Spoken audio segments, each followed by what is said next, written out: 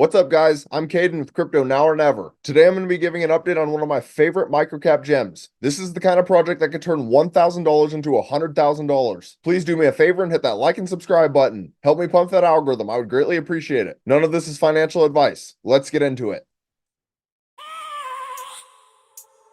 I have a dream, that's all I need. I'll make it happen with some work and belief.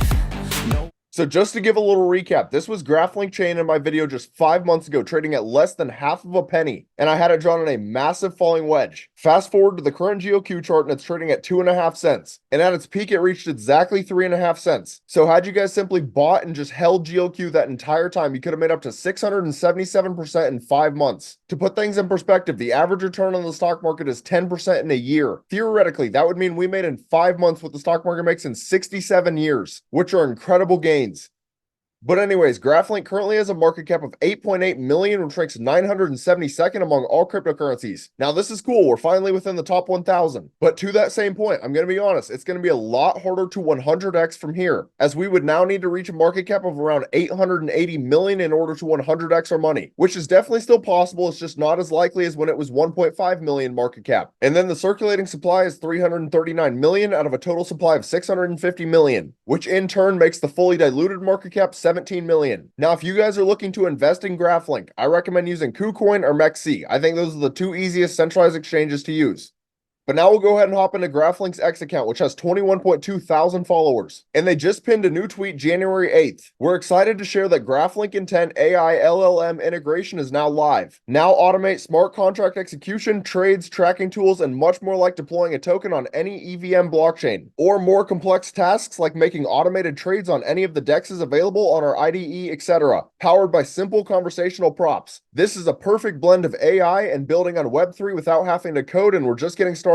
And that's one of the biggest things I always said about Graphlinq, is that they are the first ever no-code blockchain, which makes them extremely unique and innovative. And they also have the AI narrative going for them, which I personally believe AI will be a huge narrative in the next bull run. And then they posted on January 18th, the TVL on Graphlinq staking app has exceeded 2.5 million on the Graphlinq chain. A big shout out to our thriving community for their unwavering support and trust. And to go along with that, we've crossed a milestone of 700 stakers in GOQ staking and incentivizing the holders of GOQ to earn rewards. Your participation is our strength. So it's really cool to see that at this point GOQ is starting to grow at a rapid pace. And then lastly, what they posted January 10th. Exactly a year ago today was the first time we mentioned the possibility of using ChatGPT to strategize and use Graphlinq in a more productive way. Now we have completely combined the power of ChatGPT inside Graphlinq IDE, which lets you automate your workflows with conversational prompts using AI. And as most of you guys probably know, ChatGPT is enormous, so that is a huge integration.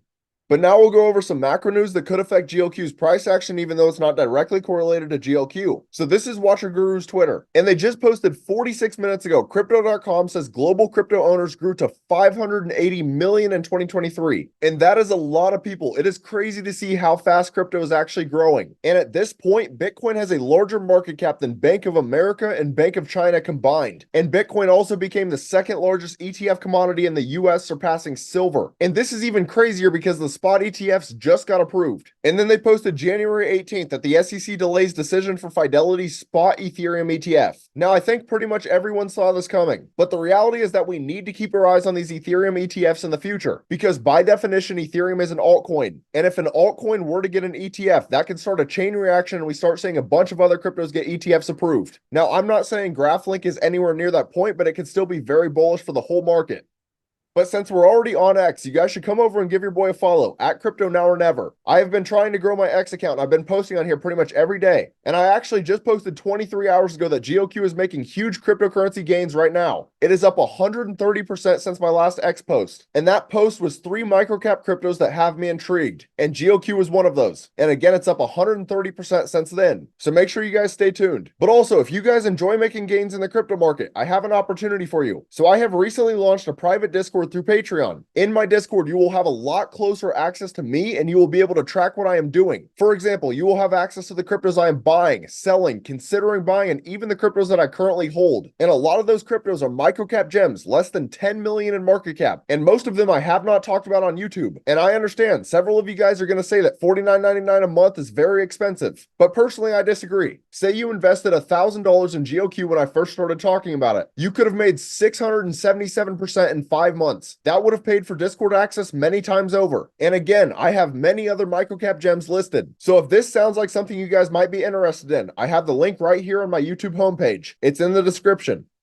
But now for the final part of this video, we'll get into some technical analysis. So this is GeoQ in the daily time frame. Now, obviously GeoQ has been going parabolic recently, but there was actually a pretty telling sign that we were going to retrace in the short term. And I actually posted about it in my Discord under the take profits section. I said that there is now a tweezer tops on the daily time frame. And by tweezer tops, I'm referring to the two wicks that could not get above a resistance level. Both candles got rejected at exactly 0.035. But anyways, what am I seeing right now? So the first thing is that the RSI and stochastics are still very overbought. In addition, price action is also trading way above all of the moving averages. And typically what you'll see happen after an explosive move is that price action starts to form a bull flag. And oftentimes you will see price action come all the way down and touch the 21-day moving average. And if it doesn't touch the 21-day, another potential level would be the golden pocket on the Fibonacci, which is sitting at just under 2 cents. So personally, if I was looking to get into GeoQ, I'd wait for a bigger retracement. Obviously, that's not guaranteed, but the reality is that GeoQ has gone parabolic. So major props to any of you guys that took the previous trade and made huge gains.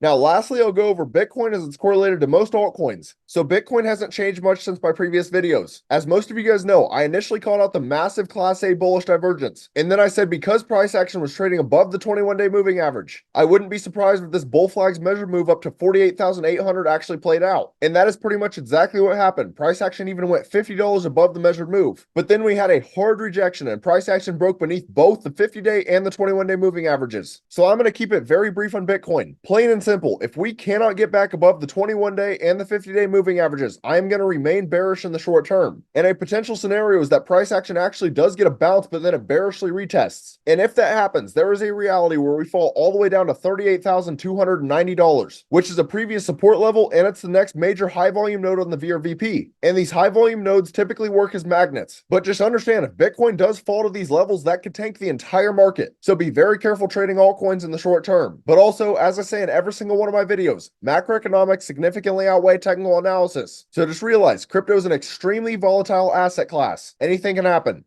But that's about all. Let me know down in the comments if there are any other microcap gems you'd like me to cover in the future. If you found this content valuable, please do me a favor and hit that like and subscribe button. Thank you guys for watching. Have a great rest of your day.